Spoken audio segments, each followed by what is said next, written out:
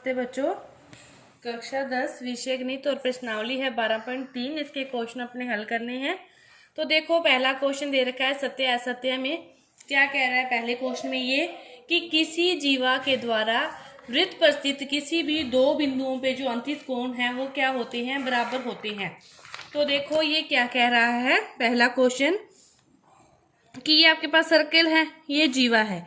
तो किसी भी जीवा के द्वारा ये कह रहा है वृत्त पर स्थित किसी भी दो बिंदुओं पर, कोई वृत्त पर दो बिंदु ले लिए, एक ये ले लिए कोई जीवा के द्वारा, एक ये वाले ले लिए, तो ये दोनों कोण क्या होते हैं? बराबर होते हैं। किसी जीवा के द्वारा ये कह रहा है, तो जीवा के द्वारा बराबर नहीं होते। किसी भी चाप के द्वारा, किसी भी वृत्तखंड के द्वारा वो क्या होते हैं? बराबर होते हैं। किसी भी जीवा के द्वारा वो कोण क्या होते हैं? बराबर नहीं होते। तो पहला कोण जो उसने दिया है वो क्या हो गया? असत्य हो गया। जीवा की जगह यदि उसने वृत्तखंड शब्द लिया होता तो अपने इसको सत्य कह सकते थे, इसीलिए जीवा के द्वारा कोण बराबर नहीं होते। इसके बाद देखो दूसरा क्वेश्चन कि आकृति में AB क्या है? एक वृत्त का व्यास है। अब दूसरा क्वेश्चन का डायग्राम देखो क्या है कि कोई भी आकृति है, इसने AB, ये आपके पास जैसे सर्कल है और AB क्या है? इसमें वृत्त का क्या है? व्यास है। AB क्या है? वृत्त का व्यास है। अब कह रहे हैं C वृत्त पर कोई बिंदु है। C क्या ले लिया? वृत्त पर कोई बिंदु, और इसको इस प्रकार मिला दिया। ये क्या है? C है। तो फिर देखो अर्धवृत्त हो गया ना। जब AB इसका व्यास है, केंद्र से गुजरा है, तो ये अर्धवृत्त पर बना कोण हो गया। और अर्धवृत्त में बना कोण क्या होता है? समकोण होता है ना। अर्धवृत्त में बना कोण समकोण होता है। ये मतलब 180 है, ये इसका हाफ होता है। अभी भी अपने वो थ्योरम की है 12.8। तो उसी के अनुसार तो ये 90 डिग्री के सामने वाला कोण, ये भुजा सॉरी साइड, ये से क्या कहेंगे? कर्ण। और ये समकोण बन गया, समकोण त्रिभुज बन गया, तो इसमें पाइथागोरस प्रमेय लगेगी। वो क्या कहती है कि कर्ण का जो स्क्वायर होता है बराबर होता है, तो कर्ण का जो स्क्वायर होता है बराबर होता है आधार का स्क्वायर प्लस लंब का स्क्वायर, यही होता है ना। तो अब कर्ण क्या हो गया? 90 डिग्री के सामने के कोण को, भुजा को कर्ण लोगे, तो AB का स्क्वायर बराबर हो जाएगा इन दोनों भुजाओं के स्क्वायर के योगों के। तो AC का स्क्वायर प्लस BC का स्क्वायर, ये AB का स्क्वायर है वो इसके बराबर है। ये दे रखा है, तो ये क्या हो गया? सत्य है। इसके बाद देखो आकृति में ADE 120 है, EAB 30 है। तो ये आपके जैसे ये है आपका सर्कल, ठीक है। ADE ये पूरे कितना दे रखा है आपको? A से लेकर DE ये दे रखी है पूरा 120। EAB ये कितना है? 30 है। तो ये क्या सत्य है क्या? EAB निकालना है अपने को। तो उससे पहले अपने को अपने यहाँ से जैसे इसको मिलाएं डैश डैश करते हुए कि ये पूरा तो 120 है, तो अपने इस चाप को लें, अपने इसकी बात करें तो देखो अपने इसको भी मिला दिया, इसको मिला दिया, ठीक है। पहले अब इसकी बात करें, ADA इसकी AB क्या है? केंद्र से गुजरा है, ये अर्धवृत्त हो गया। अर्धवृत्त में बना कोण समकोण होता है, तो ये इतना कितना हो जाएगा? 90 डिग्री। ये 90 हो गया। ये पूरा कितना था? 120। इधर वाला 90 है, तो इस साइड वाला कितना बच गया अपने पास? 30 डिग्री बच गया। अब अपने बात करें BE चाप की, BE चाप की बात करें तो BAE इस चाप पर बनने वाला कौन है? BDE इसी चाप पर, इसी वृत्तखंड पर बनने वाला कौन है? BDE भी और BAB दोनों फिर क्या होंगे? समान। ये 30 है तो ये भी कितना होगा? 30। और उन्होंने भी कितना दे रखा है? 30। तो ये क्या हो गया? सत्य हो गया। इसके बाद दूसरा अगला है CAD बराबर है CED, CAD बराबर है CED। अपने यहाँ पे दोबारा से बनाते हैं सर्कल।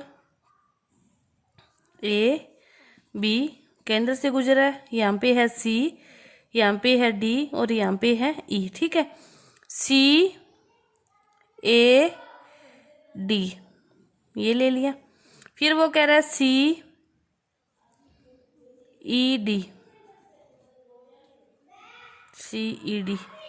ये भी एक ही चाप पर है ना, ये भी और ये भी सी डी चाप पर ही होंगे, सी ए डी भी, सी ई डी, और एक ही चाप पर बनने वाले कोण क्या होंगे, बराबर होंगे। एक ही चाप पर बनने वाले कोण बराबर होंगे, तो ये भी क्या हो गया, सत्य हो गया। अब देखो दूसरा क्वेश्चन हल करते हैं। दूसरा क्वेश्चन क्या दे रखा है आपको, आकृति में कोण दे रखा है A B C. A B C का जो मान दे रखा है वो कितना दे रखा है, 45 दे रखा है। और आपसे पूछ रहे हैं कि जो ओ ए है वो लंब है ओ सी पर। ओ ए है वो क्या है, लंब है ओ सी पर। तो अपने देखो इस पे क्या होगा कि एक ही चाप के द्वारा वृत्त के केंद्र पर जो अंतित कोण होता है वो वृत्त के शेष भाग के किसी भी अंतित कोण पर दुगना होता है। अभी अभी अपने थ्योरम की है 12.8, मैं यहाँ पे थ्योरम लिखूंगी 12.8 थ्योरम से, लेकिन आपने क्या करना है, उस थ्योरम का पेपर में पूरा भाग लिखना है। तो देखो ये चाप है ओसी, इस डायग्राम को ध्यान से देखो। ओसी चाप में, ओसी चाप पे ये कोण बन रहा है केंद्र पर, और इसी से क्या बन रहा है, ये वाला कोण। इसको डायग्राम को आप थोड़ा सा उल्टा करके समझोगे तो देखो इसी से ये कोण केंद्र पर बन रहा है इन दो बिंदुओं से, और ये इसके शेष भाग पर बन रहा है ना। ये 45 है, तो फिर केंद्र पर बनने वाला कोण कितना होगा, 45 का दुगुना 90, कि ये एक ही चाप के द्वारा बन रहे हैं कोण। यहाँ पे लिखोगे थ्योरम 12.1 पूरी। तो इसीलिए कि जो ए बी ए ओ सी है, कि जो कोण है ए ओ सी वो क्या होगा, 2 गुना कोण ए बी सी। कोण ए ओ सी का मान फिर क्या आएगा, 2 गुना 45, कितना आ गया 90 डिग्री कोण आ गया। तो फिर अपने कह सकते हैं कि जो ओ ए है 90 डिग्री कोण होता है, तो इसका मतलब क्या होता है, जो वो एक भुजा है वो दूसरी भुजा पर क्या है, लंब है, कि ओ ए लंब है ओ सी पर। इससे अपने क्या कह सकते हैं, ओ ए लंब है ओ सी पर। इसके बाद देखो तीसरा क्वेश्चन दे रखा है कि जो O है वो क्या है, इस त्रिभुज ABC का क्या है, परिकेंद्र है, और D क्या है, आधार BC का मध्य बिंदु है। इसका मध्य बिंदु है, इसका अर्थ है ये इसके बराबर होगी। सिद्ध करना है कि जो BOD है वो क्या है, इस A के क्या है, बराबर है। तो इसके लिए क्या करेंगे, अपने इसको सिद्ध करने के लिए पहले अपने इसको मिलाया, त्रिज्याओं को मिला लिया, ये 2 त्रिभुज बन गए, ये इसका मध्य बिंदु है, एक त्रिभुज ये, एक त्रिभुज ये। अपने क्या किया, त्रिभुज ले लिया BOD, और दूसरा त्रिभुज क्या ले लिया, DOC या COD, कुछ भी लिख दो, तो COD या कुछ भी, ठीक है। एक त्रिभुज ये ले लिया, एक ये ले लिया, तो BO और OC तो बराबर होंगे, क्योंकि ये दोनों तो क्या है, त्रिज्याएं हैं। BO बराबर OC, चूंकि ये क्या है, त्रिज्याएं हैं। BO बराबर OC, त्रिज्याएं हैं। और उसके बाद ये वाला जो कोण है केंद्र से जीवा पर डाला गया, ये लंब होता है ना, तो ये वाला कोण भी 90, ये भी 90, तो OD भी क्या है, 90 है, कि जो कोण है ODB बराबर है कोण ODC के। ये दोनों क्या है, 90 है। उसी ये भी एक थ्योरम आपको करवाई हुई है। और OD क्या होगी, उभयनिष्ठ भुजा। OD क्या होगी, उभयनिष्ठ भुजा। ये इसकी क्या होगी, उभयनिष्ठ भुजा।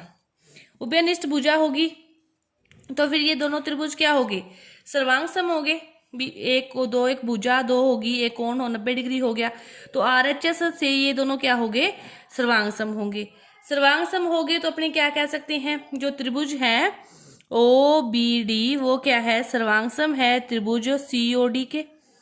OCD या COD कुछ भी लिख दिया, उसके क्या है, ये सर्वांग सम है, OCD सर्वांग सम है। तो फिर ये इसके सर्वांग सम है, तो फिर जो संगत बाकी जो रहेगी वो अनुपात वो भी क्या होंगे, समान होंगे। पहले तो अपने को जो पता था वो 3 चीजें निकाल के RHS की प्रॉपर्टी लगा के ये दोनों सर्वांग सम आ गई, लेकिन अब ये सर्वांग सम है तो बाकी जो शेष भाग बच गए इसके वो क्या होंगे, बराबर होंगे। तो अपने को तो ये कोण चाहिए था कि इसके बराबर है, तो BOD कोण बराबर है DOC के, कि कोण BOD बराबर है कोण DOC के। कोण बराबर है BOD DOC के, ठीक है।